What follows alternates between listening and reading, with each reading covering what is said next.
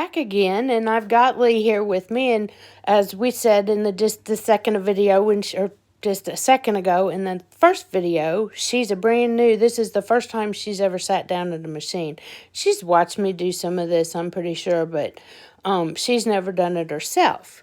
So we cast on, and there's a few things we need to establish. This is the front of the machine, the machine, part of the machine that is closest to you. This is the back of the machine. Obviously, if this is the front, this is the back. Now, this cylinder came from Dave Lord at Chambord CSM, and you can see that this has a little nick off of it, plus I've painted it with pink fingernail polish. Okay, that is a half mark, and there's one directly across from it on the other side. That's a half mark.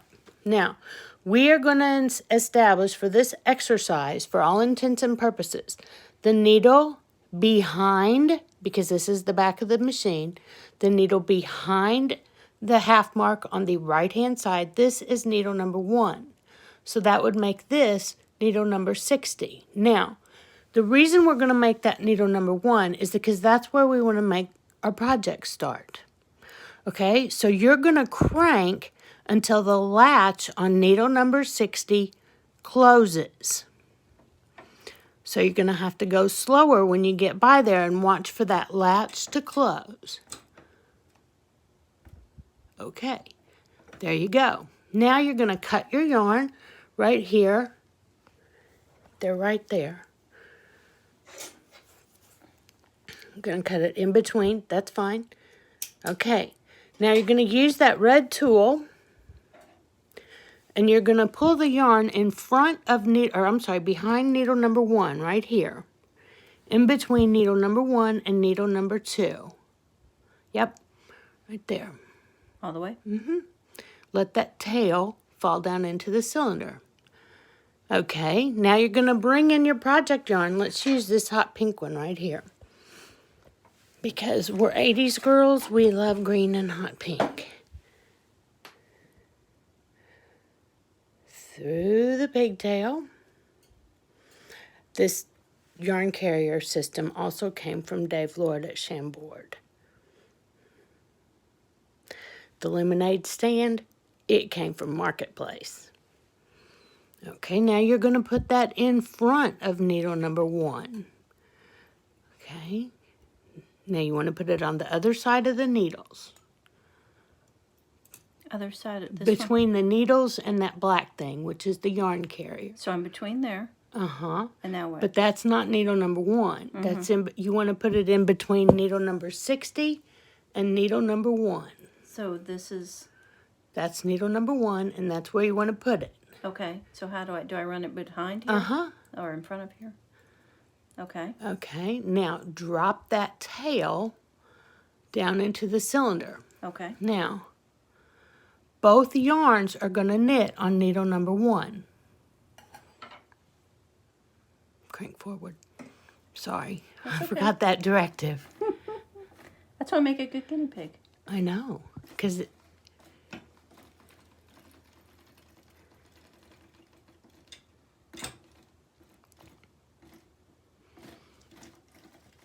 all right, so you successfully changed yarn.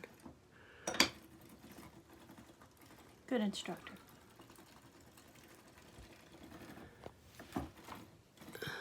I got so excited. I had a student here yesterday, and I got so excited. My words just kept like falling out of my mouth in no particular order because I had so much to say. You can crank faster. Now, Lee's an engineer, so she is incredibly fascinated with the mechanics of this business. Uh-oh, whoa. Over here, right there, for some reason, that yarn didn't knit that time. See where it looks funny? Mm-hmm. Okay. So the stitch that is on the needle, okay, you're going to go underneath that yarn, and you're going to get the stitch that's on the needle. Okay. No, that's not the stitch that's on the needle. The one that's on the needle with the, yep, that one. You're going to lift that up over the top of the needle. It might be easier to use the hook side, but you've got it now. You're going to lift it up and over, and you fixed it. Now, it looks funny, so lean that needle out towards the outside of the cylinder. Just lean it out just a little bit. What does lean out mean? Yep, just like that.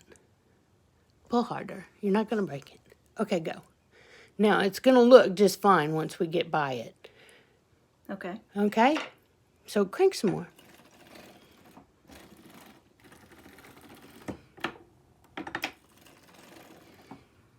So did I drop right there? No, but See, look. It goes across two of them? So the last video we worked was on bad needles. That could be a bad needle because you can see where it's closed. So open that latch. Okay, and the same thing happens. So lift that bar, no, not that one. Lift that bar up over the needle. Then get the stitch that's on the needle, you're going to have to come from the outside. No, come from right here. And if you lean the needle out like that, you got to come from my side. I can't see it from your side. Well, But yes, ma'am, I'll come from your side. okay, lean the needle out. Okay. I gotta distinguish the two. Oh, she's blocking my shot. Can you believe it? Guys. It's all right. You got to distinguish the two. Get the one that's on the needle, not the bar that didn't knit. Get it out of the way. Yeah, you kind of got to get it out of the way.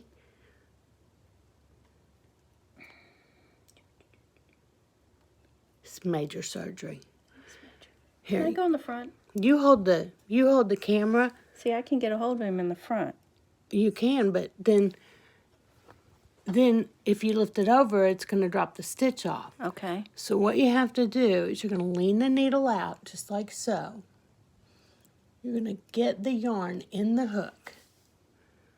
Then you're going to lift it over the needle. Then give it a little tug to kind of, sometimes you need to tug its neighbors. So now when you put the camera on the inside, it doesn't look like there was anything wrong. So there you go. Common mistakes that you need to know when you're getting started. What a deal. It's a bonus day, guys. Make this a great day.